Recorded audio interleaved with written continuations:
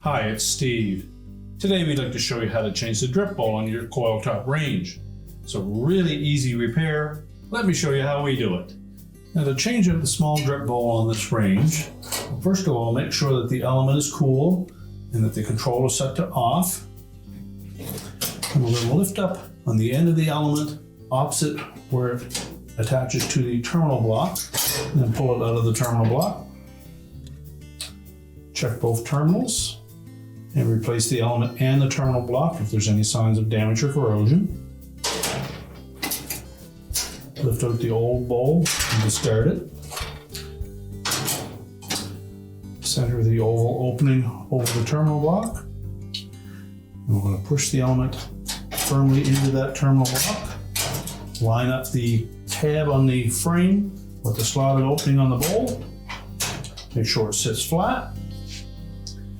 And your repair is complete.